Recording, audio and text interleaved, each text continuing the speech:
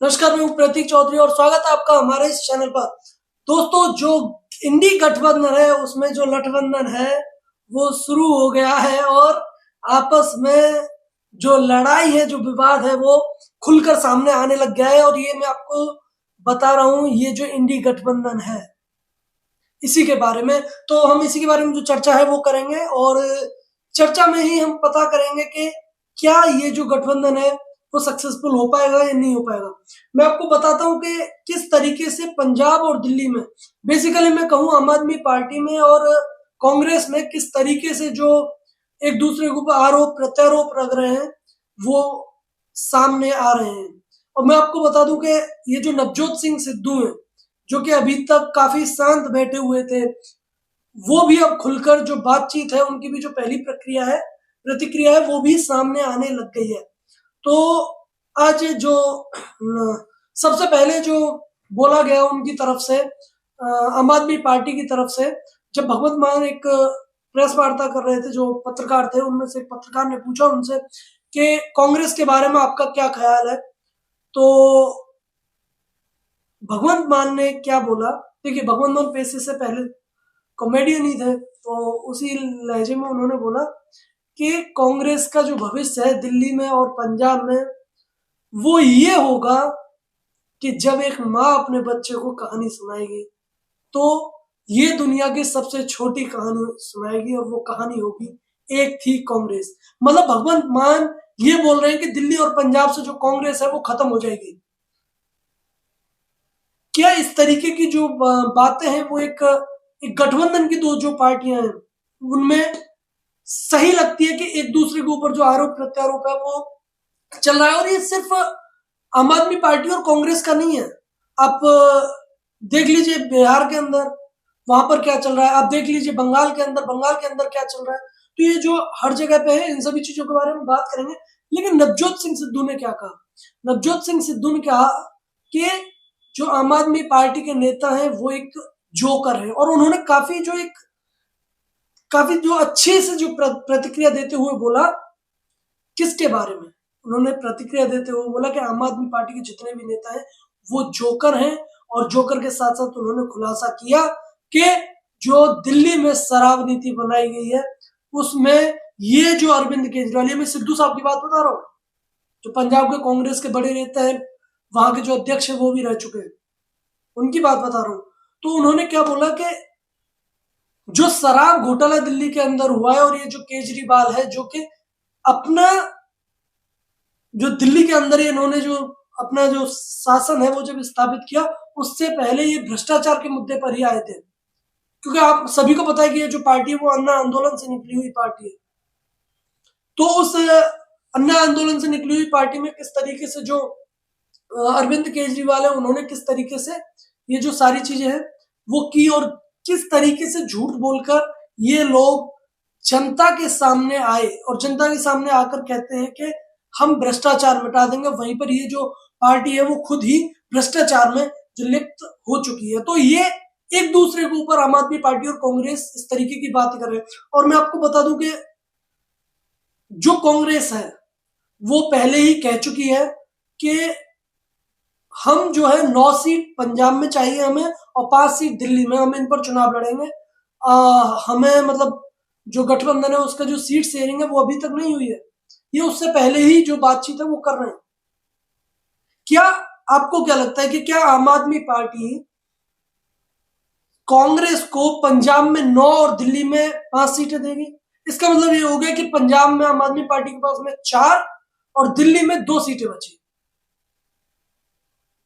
तो बेसिकली ये जो गठबंधन है वो क्षेत्रीय पार्टियों का गठबंधन है। आम आदमी पार्टी अगर दिल्ली के बाहर है तो पंजाब में उसका जो सत्ता शासन है वो चल रहा है। तो 4 पे पंजाब के अंदर और दिल्ली में जहां पर की सरकार चला रही है वहां पर 2 सीट के लिए जो अरविंद केजरीवाल है पर आम आदमी पार्टी है वो तैयार होंगे या नहीं, एक बहुत बड़ा सवाल है। और मुझे जो लगता है कि आखिर भाई दोनों स्टेट्स में जब वो सरकार चला रहे वो इतनी कम सीटों पर राजी क्यों होंगे? अरविंद केजरीवाल क्यों राजी होंगे इतनी कम सीटों पर? उन्हें क्या मिलेगा? अरविंद केजरीवाल को तो कुछ भी नहीं मिलेगा। तो ये जो गठबंधन है वो इसी तरीके से जो बिखरता हुआ है वो नजर आ रहा है पंजाब और दिल्ली में। और वहीं पर हाँ, अगर मैं आम आदमी पार्टी की बात करूं तो वहां पर पहले से ही बोल चुके हैं, पंजाब में 13 की 13 सीटें आम आदमी पार्टी लड़ेगी, दिल्ली के लिए बोल चुके हैं कि सारी की सारी सीटें हमें चाहिए।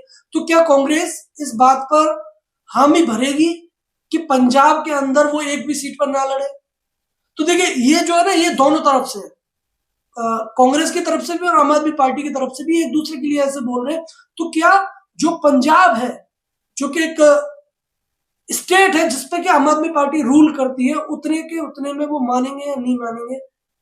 मुझे तो नहीं लगता है। और वो तो कह चुके हैं कि हमें तो सभी सीटों पर लड़ना है। तो फिर क्या कांग्रेस मानेगी? तो ये जो गठबंधन है, उसमें किस तरीके से जो एक दूसरे के लिए खींचातानी है वो हो रही है। और वहीं पर ये कोई इकलौता नहीं है, ये कोई इकलौता नहीं है जहां पर कि इस तरीके की जो बातें वो हो रही हो। अभी अगर मैं आपको महाराष्ट्र का बोलूं, महाराष्ट्र में आपको पता है कि किस तरीके से एनसीपी और जो शिवसेना है वो टूटी।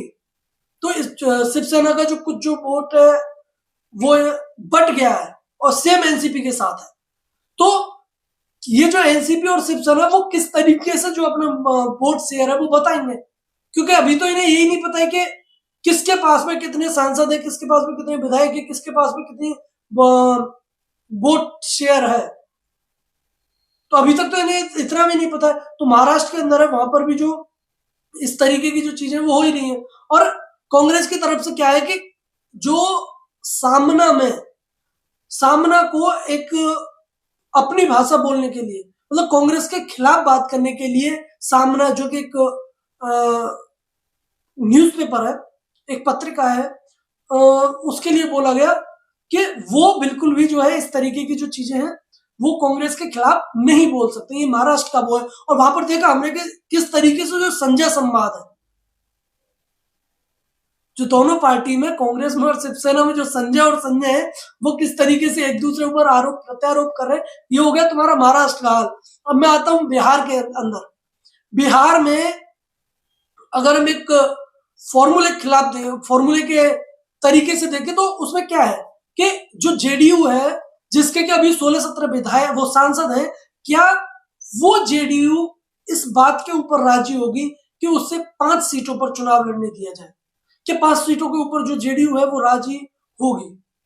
वहीं पर जो लालू हैं वो कह चुके हैं कि ये जो हमारा जो अलायंस हुआ है वो अगला जो विधानसभा चुनाव है 2025 में, उसको देखते हुए, जो कि बिहार में होने वाला है।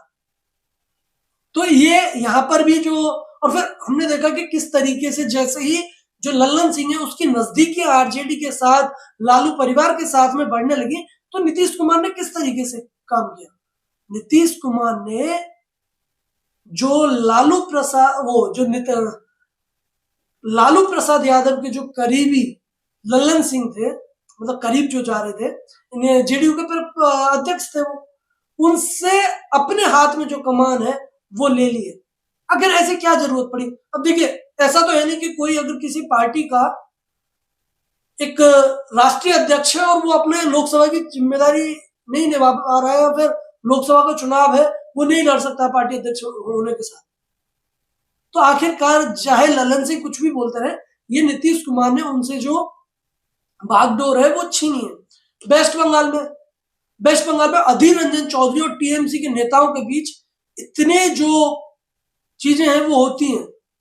और मैं भी एक बिहार की बात करना चाहूंगा कि जब बोला गया नीतीश के अलावा कि जो संयोजक बनेगा या फिर प्रधानमंत्री पद का जो चेहरा है इंडी गठबंधन की तरफ से बनेगा, तो उसमें उन्होंने साफ साफ बोला, क्या बोला कि जेडीयू के एक नेता हैं, उन्होंने क्या बोला? उन्होंने बोला कि क्या जो ये जो कांग्रेस के जो अध्यक्ष है मल्लिकार्जुन खड़गे, जिन्हें पोर्ट्रे करने की कोशिश की जा रही थी प्रधानमंत्री चेहरे के रूप में या फिर संयोजक बनाने के रूप में, तो उन्होंने बोला कि हम तो जानते ही नहीं है कौन है वो। मतलब जो जेडीयू के नेता है वो कांग्रेस के राष्ट्रीय अध्यक्ष को पहचानने से मना कर दे रहे हैं। तो देखिए गठबंधन की क्या हालत है। और बंगाल में मैं अभी आपको बता रहा कि अधीर रंजन चौधरी और टीएमसी के नेताओं के बीच में किस तरीके से, और फिर बंगाल में एक और समस्या है कि जो कांग्रेस और जो लेफ्ट दल है और जो ममता बनर्जी है, ये तीनों एक ही अम्ब्रेला के नीचे आना चाह रहे हैं। तो ममता बनर्जी ने उसके बारे में भी तो बोल चुकी है कि ये जो गठबंधन है वो बंगाल के बाहर है, यूपी में। और हमने देखा कि मध्य प्रदेश के चुनाव में किस तरीके से बोला गया। और इस तरीके की जो खबरें वो आ रही कि 10 से 12 सीटें जो समाजवादी पार्टी है वो जो कांग्रेस है वो यूपी में मांग रही है, जहां पर तुम 30-40 साल से जो अपनी सरकार है वो नहीं बना पाए, तो क्या ऐसी जगह पर कांग्रेस को 10 से 12 सीटें आरएलडी और समाजवादी पार्टी जो कि जयंत चौधरी की पार्टी है, ये दोनों मिलकर देंगे? ये एक बहुत बड़ा जो सवाल है वो बना हुआ है। और किस तरीके की जो टिप्पणियां हैं, जैसे इधर से कमलनाथ ने बोला कि कौन अखिलेश वखिलेश, फिर उधर से जो है छुटवैये नेता वगैरह से जो कांग्रेस है वो बयान ना दिलवाए। इस तरीके की बातें हैं वो मध्य प्रदेश चुनाव के दौरान ही होगी समाजवादी पार्टी। और उसमें उन्होंने कहा कि अगर मुझे पता होता कि विधानसभा चुनाव में ये जो गठबंधन है वो काम नहीं करेगा, हम तो गठबंधन में कभी नहीं आते, ये अखिलेश यादव ने बोला। तो ये जो सारी चीजें हैं वो तो है ही, और कहीं ना कहीं एक ये जो पूरा जो वो है जितना भी मैंने बताया उसमें एक ये समझ आता है कि ये कांग्रेस की तरफ से ऐलान जंग है कि हम जो चाहेंगे वैसा होगा, क्योंकि नंबर ऑफ सीट्स आज की तारीख में लोकसभा में उनकी ज्यादा है। और मैं एक रिपोर्ट पढ़ रहा था किसी न्यूज़पेपर की थी, उसमें लिखा हुआ कि 365 सीटों पर जो चुनाव है वो कांग्रेस लड़ना चाहती है। तो बाकी के जो दल है वो क्या करेंगे? और इसमें से जो लगभग 10 से 12 जो दल है, जैसे ही कांग्रेस कहती है कि 365 सीटों पर हम लड़ेंगे, तो वहीं पर 10 से जो 12 गठबंधन की जो पार्टियां हैं वो तो अपने आप ही इंडी गठबंधन से बाहर हो जाती है, अगर हम कैलकुलेशन करके देखेंगे। तो इस तरीके की जो चीजें हैं वो इनके बीच में हो रही है, इंडी गठबंधन के बीच में हो रही है। अब आगे ये जो गठबंधन है वो कैसे चल पाएगा, कैसे जो प्रधानमंत्री नरेंद्र मोदी का जो एक हम कह सकते हैं जो चेहरा है, जो लोगों के सामने चेहरा है, एक मोदी के नाम की जो गारंटी है जैसा कि प्रधानमंत्री कहते हैं, तो वो उस गारंटी के सामने ये जो कांग्रेस की गारंटी है वो कहां पर टिकेगी, या फिर इंडी गठबंधन की जो गारंटी है वो कहां पर टिकेगी। और क्या जो सबसे बड़ा जो सवाल है, क्या किसी संयोजक यहाँ पर प्रधानमंत्री पद के जो जितने भी दावेदार हैं उन पर कोई भी किसी भी तरीके की जो सहमति है वो ये सारे के सारे दल बना पाएंगे या नहीं बना पाएंगे, मुश्किल लगता है। लेकिन ख्याल है, ख्याल देखना कहाँ बुरा है, ख्याल देख सकते हैं। भाई का आपको ये जो वीडियो है वो कैसा लगा आप जरूर बताइए। जब तक के लिए धन्यवाद, जय।